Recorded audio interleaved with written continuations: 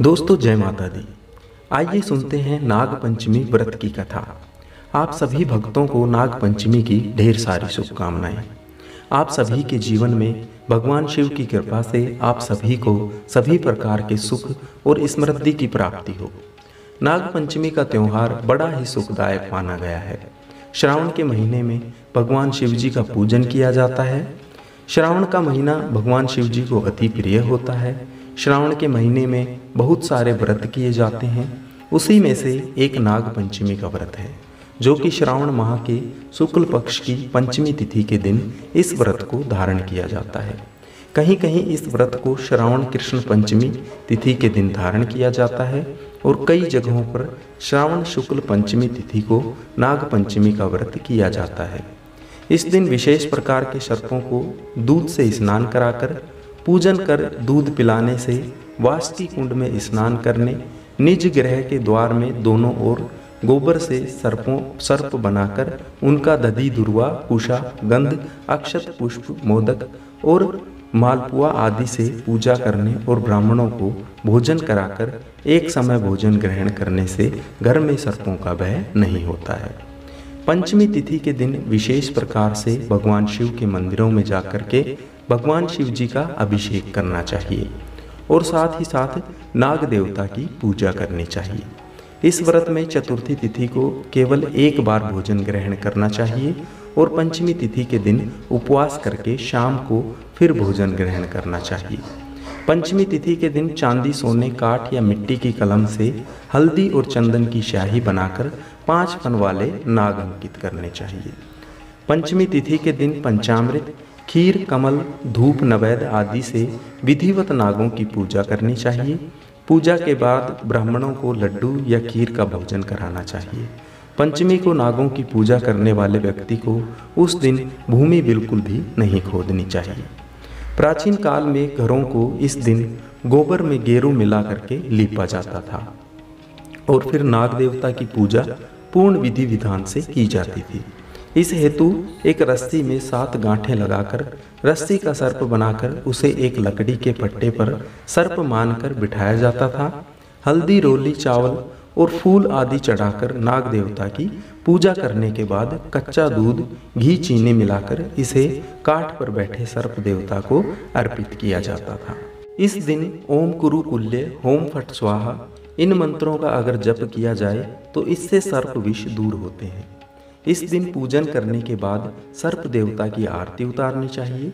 उसके बाद कच्चे दूध में शहद, चीनी या थोड़ा सा गुड़ मिला करके इसे कहीं ऐसी जगह पर जहाँ पर कि सांप की बिंबी या बिल दिखाई पड़े वहाँ पर डाल देनी चाहिए। उस बिल की मिट्टी लेकर चक्की, चूल्हे पर, दरवाजे के निकट, दीवार पर तथा घर के कोनों में सर्प बनाएं। कच्चे चावल पीसकर उसमें पानी डालकर इस घोल से भी यह आकृतियाँ अंकित की जा सकती हैं। इन सब को बनाने के बाद भीगे हुए बाजरे और घी, गुड़ से इनकी पूजा करनी चाहिए और फिर दक्षिणा चढ़ानी चाहिए और फिर घी के दीपक से आरती उतारनी चाहिए। इसके बाद फिर नाग पंचमी कथा आदि का श्रवण करना चाहिए। इस प्रकार से व्रत को धारण करने से सर्पों का भय नहीं होता है तथा नाग देवता और भगवान शिव का विशेष कृपा प्राप्त होती है। तो आइए सुनते हैं नाग पंचमी व्रत की कथा। तो बोलिए प्रेम से नाग देवता की जय, भगवान विष्णु की जय, भगवान भोलेनाथ की जय। बहुत समय पहले की बात है। प्राचीन काल में एक सेठ जी थे जिनका कि 7 पुत्र थे। 7 के विवाह हो चुके थे। सबसे छोटा पुत्र था, उसकी पत्नी श्रेष्ठ चरित्र की, विदुषी और सुशील थी, परंतु उसका भाई नहीं था। एक दिन बड़ी बहू ने घर लीपने को पीली मिट्टी लाने के लिए सभी बहुओं के साथ चलने को कहा, तो सभी खुरपी लेकर मिट्टी खोदने लगी। तभी वहाँ पर एक सर्प निकला जिसे बड़ी बहू खुरपी से मारने लगी। यह देखकर छोटी बहू ने उसे रोकते हुए कहा कि इसे मत मारो, यह बेचारा निरपराध है। यह सुनकर बड़ी बहू ने उसे नहीं मारा। तब सर्प एक ओर जाकर बैठ गया। तब छोटी बहू ने उससे कहा कि मैं अभी लौटकर आती हूँ, तुम यहाँ से जाना मत। यह कहकर वह सबके साथ मिट्टी लेकर घर चली गई। और वहाँ कामकाज में फंसकर सर्प से जो वादा किया था वह भूल गई। उसे जब यह बात याद आई तो वह उस स्थान पर पहुंची और सर्प को उस स्थान पर बैठा देखकर बोली कि सर्प भैया नमस्कार।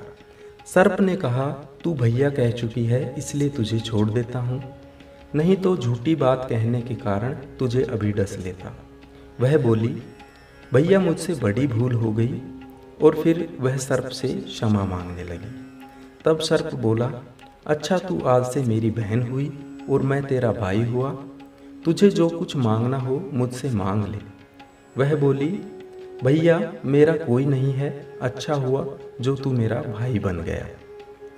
कुछ दिन व्यतीत होने पर वह सर्प मनुष्य का रूप रखकर उसके घर पर आया और बोला कि मेरी बहन को भेज दो। सब ने कहा कि इसका तो कोई भाई नहीं है। तो वह बोला कि मैं दूर के रिश्ते में इसका भाई हूँ, बचपन में ही बाहर चला गया। सबको विश्वास दिलाने पर घर के लोगों ने छोटी को उसके साथ भेज दिया। उसने मार्ग में बताया कि मैं वही सर्प हूँ, इसलिए तू डरना नहीं, और जहाँ चलने में तुझे कठिनाई हो वहाँ मेरी पूंछ पकड़ लेना। उसके कहे अनुसार ही वैसा किया और इस प्रकार वह उसके घर पहुँच गई।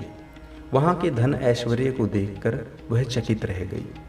एक दिन सर्प की माता ने उससे कहा कि मैं एक काम से बाहर जा रही हूँ, तू अपने भाई को ठंडा दूध पिला देना। उसे यह बात ध्यान न रही और उसने गर्म दूध उसे पिला दिया, जिससे उसका मुख बहुत जल गया। यह देखकर सर्प की माता बहुत क्रोधित हुई, परंतु सर्प के समझाने पर वह शांत हो गई। तब सर्प ने कहा कि बहन को अब उसके घर भेज देना चाहिए। तब सर्प और उसके पिता ने उसे बहुत सा सोना चांदी जवाहरात वस्त्र आभूषण आदि देकर उसके घर पर उसे पहुंचा दिया। इतना ढेर सारा धन देखकर बड़ी बहू ने ईर्ष्या के साथ कहा कि भाई तो तेरा बड़ा धनवान है, तुझे तो उससे और भी धन लेना चाहिए था। सर्प ने यह वचन सुना तो उसने और अधिक मिट्टी से सनी वस्तुएं सोने की लाकर दे दी। यह देखकर बड़ी बहू ने कहा कि इन्हें झाड़ने के लिए झाड़ू भी तो सोने की ही चाहिए। तब सर्प ने झाड़ू भी सोने की लाकर रख दी। सर्प ने छोटी बहू को हीरा मणियों का एक अद्भुत हार दिया। उसकी प्रशंसा उस देश की रानी ने भी सुनी और वह राजा से बोली कि सेठ की छोटी बहू का हार यहाँ आना चाहिए। राजा ने मंत्री को हुक्म दिया कि उससे वह हार लेकर शीघ्र उपस्थित हो। मंत्री ने सेठ जी से जाकर कहा कि महारानी जी छोटी बहू का हार पहनेगी, वह उससे लेकर मुझे दे दो। सेठ जी ने डर के कारण छोटी बहू से मंगवा कर दे दिया। छोटी बहू को यह बात बहुत बुरी लगी। उसने अपने सर्प भाई को याद किया और आने पर प्रार्थना की कि भैया रानी ने मेरा हार छीन लिया है, तुम कुछ ऐसा करो कि जब वह हार उसके गले में रहे तब तक के लिए वह सर्प बन जाए, और जब वह मुझे लौटा दे तब हीरों और मणियों का हो जाए। सर्प ने ठीक वैसा ही किया। जैसे ही रानी ने हार पहना वैसे ही वह सर्प बन गया। यह देखकर रानी चीख पड़ी और रोने लगी। यह देखकर राजा ने सेठ के पास खबर भेजी कि छोटी बहू को तुरंत भेजो। सेठ जी डर गए कि राजा न जाने आखिर क्या करेगा। वे स्वयं छोटी बहू को साथ लेकर उपस्थित हुए। राजा ने छोटी बहू से पूछा कि तूने क्या जादू किया है, मैं तुझे दंड दूंगा। छोटी बहू बोली कि हे राजन, इस कष्ट के लिए मुझे क्षमा कीजिए। यह हार ही ऐसा है कि मेरे गले में हीरों और मणियों का रहता है और दूसरे के गले में सर्प बन जाता है। यह सुनकर राजा ने वह सर्प बना हार उसे देकर कहा कि अभी पहनकर दिखाओ। छोटी बहू ने जैसे ही उसे पहना वैसे ही हीरों और मणियों का हार हो गया। यह देखकर राजा को उसकी बात का विश्वास हो गया और उसने प्रसन्न होकर उसे बहुत सी मुद्राएं पुरस्कार रूप में दी। राजा ने जो पुरस्कार दिया था वह सभी को लेकर घर लौट आई।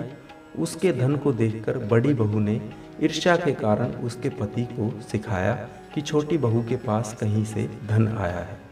यह सुनकर उसके पति ने अपनी पत्नी को बुलाकर कहा कि ठीक ठीक बता कि यह धन तुझे कौन देता है। तब वह सर्प को याद करने लगी। तब उसी समय सर्प ने प्रकट होकर कहा, मेरी धर्म बहन के आचरण पर संदेह प्रकट करोगे तो मैं तुम्हें खा लूँगा। वह सुनकर छोटी बहू का पति बहुत प्रसन्न हुआ और उसने सर्प देवता का बड़ा सत्कार किया।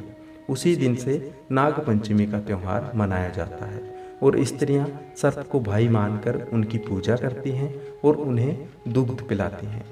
जो भी भक्त सच्ची श्रद्धा के साथ नाग पंचमी के दिन नाग देवता का पूजन करते हैं, उन्हें दूध चढ़ाते हैं और गाय के दूध से नाग देवता का अभिषेक करते हैं, तो नाग देवता इससे प्रसन्न होकर के मनवांछित फलों को प्रदान करते हैं। इसी प्रकार से जो भी भक्त सच्ची श्रद्धा के साथ नियम और निष्ठा के साथ नाग देवता का पूजन करते हैं, इससे भगवान शिव जी, भगवान विष्णु और नाग देवता की कृपा प्राप्त होती है। इससे काल सर्प आदि दोषों का भय नहीं होता, इन सभी दोषों से मुक्ति भी प्राप्त होती है। तो आशा करता हूँ यह जानकारी आपको अच्छी लगी होगी।